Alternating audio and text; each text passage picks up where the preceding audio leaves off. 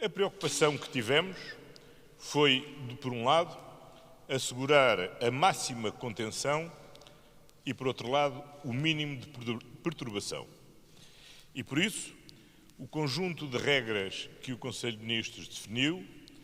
quer para os cidadãos, quer para os serviços, quer para as empresas, procuram contribuir da melhor forma possível para conter a expansão da pandemia, com a menor perturbação possível da vida do dia-a-dia dos cidadãos e da sociedade portuguesa. Pessoas que estão doentes, contaminadas com o coronavírus, ou que estão, por decisão da autoridade sanitária, em situação de vigilância ativa. Quanto a estas, fica imposto o isolamento obrigatório, seja por internamento hospitalar, seja por internamento domiciliário, constituindo crime de desobediência a violação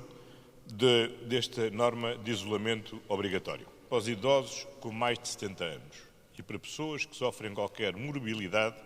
é imposto um dever especial de proteção, pelo qual só devem sair das suas residências em circunstâncias muito excepcionais e quando estritamente necessárias para assegurar ou a aquisição de bens que necessitem, ou para irem ao banco ou ao CTT tratarem, por exemplo, da sua reforma, para ir se deslocarem ao centro de saúde, para fazerem pequenos passeios higiênicos nas imediações da sua residência ou para passear os animais de companhia. Ao conjunto da população, que não integra nem este grupo de risco, nem que está doente, nem em situação de vigilância ativa. Pessoas como nós, que felizmente não estamos em nenhuma destas situações. Quanto a todos nós, impende o dever geral de recolhimento domiciliário, devendo a todo o custo também evitar deslocações para fora do domicílio, para além daquelas que são necessárias. Temos um conjunto vasto de exceções que constam do anexo ao decreto, mas que se cingem essencialmente àquelas que há a necessidade de sair para o exercício da atividade profissional, para assistência a familiares, para acompanhamento de menores em períodos de recreação ao ar livre de curta duração, para passear animais de companhia ou para outras situações que estão definidas também no decreto. No que diz respeito aos serviços públicos, há uma decisão de generalizar a utilização do teletrabalho por todos os funcionários públicos que possam exercer a sua função em situação de teletrabalho. E quanto ao atendimento, recomendamos vivamente o recurso ao atendimento por via telefónica ou online e que o atendimento presencial só existirá por marcação. São encerradas as lojas do cidadão, por sendo pontos de grande aglomeração de pessoas, devem ser encerradas para evitar o risco de maior contaminação, mas, contudo, mantêm-se os postos aos cidadãos que estão descentralizados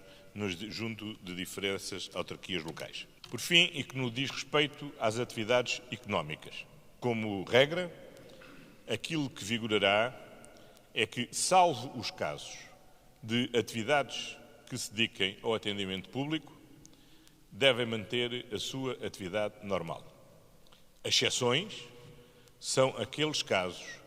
em que, tendo sido decretada a calamidade pública local, como acontece presentemente no Concelho de Ovar, são impostas medidas e restrições específicas ao desenvolvimento dessa atividade económica. Já no que diz respeito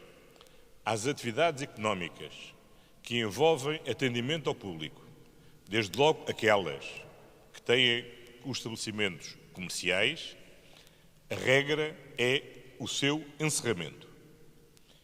Há, contudo, um conjunto de exceções, que também são enunciadas no decreto, de estabelecimentos de natureza comercial de atendimento ao público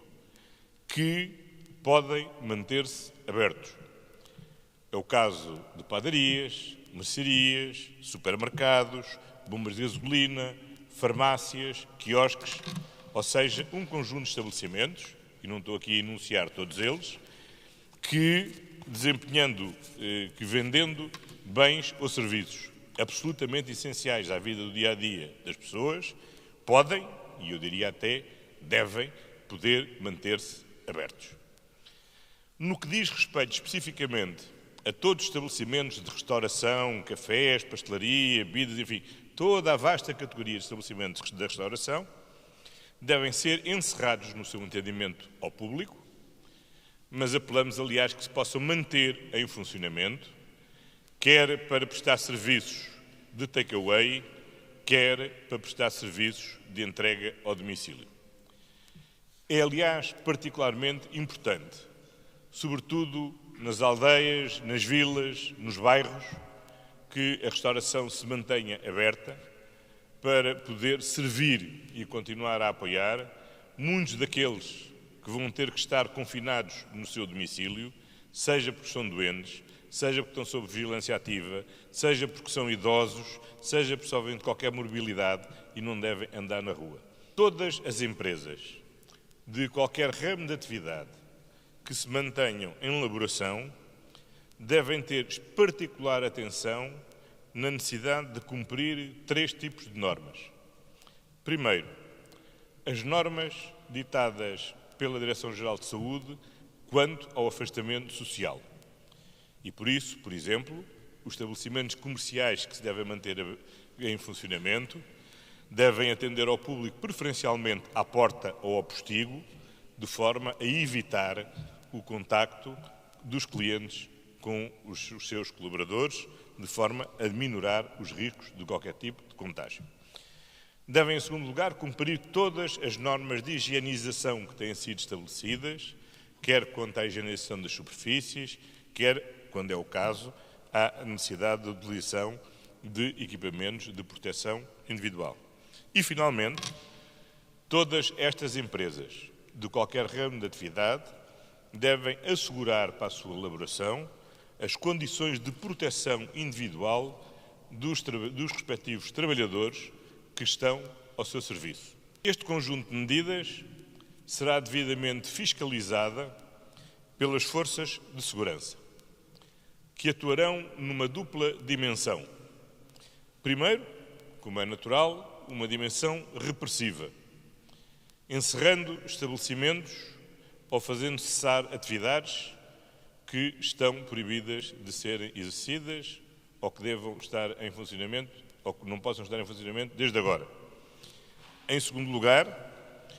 procedendo à participação dos crimes de desobediência por violação do isolamento profilático e com o dever de encaminhamento ao domicílio de quem viola a obrigação de isolamento profilático. Por outro lado, as forças de segurança devem desenvolver também uma missão pedagógica de aconselhamento e de informação a todas as pessoas que, não estando proibidas de sair da sua residência, o devem evitar, esclarecendo como devem procurar agir, evitando um excesso de saídas e recomendando-lhes que, pelo dever especial de proteção ou pelo dever geral de recolhimento, devem manter-se no seu domicílio. Chamo a atenção que o estado de emergência vigora pelo período de 15 dias, que esta é a primeira deliberação que tomamos ao abrigo do estado de emergência e que iremos acompanhando a evolução de como serão aplicadas o conjunto destas decisões. O nosso desejo, naturalmente, é tal como tem acontecido até agora, de um modo voluntário, exemplar e com extraordinário civismo, todos acatem pacificamente estas recomendações de autocontenção que agora ganham força de lei por via do isolamento coercivo, por via do dever especial de proteção ou do dever geral de recolhimento. Não há neste momento nenhum racionamento nas lojas, nem se justifica que venha a haver, e temos estado a adotar todas as medidas de forma a assegurar que o conjunto de toda a cadeia de fornecimentos se mantém sem quebra. Foi importante que, ao nível do Banco Central Europeu, se adotassem regras que agilizassem as condições para que a banca possa negociar com os seus clientes, sejam particulares, sejam empresas, as moratórias relativamente aos créditos que têm contratados. Temos tido um contacto ativo quer com a Associação Portuguesa de Bancos, quer com o Banco de Portugal, tendo em vista que os bancos portugueses tenham uma atitude construtiva, positiva e de apoio às famílias e às empresas nesta fase de crise. E que nunca, como eu tenho insistido, nunca possam esquecer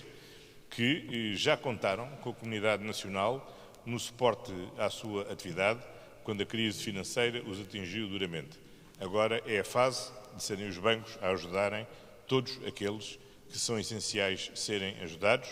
de forma a que os rendimentos possam ser assegurados, a atividade económica possa continuar e não acrescentemos a esta crise de saúde pública uma crise económica que temos que todos trabalhar para conseguir evitar na medida do possível.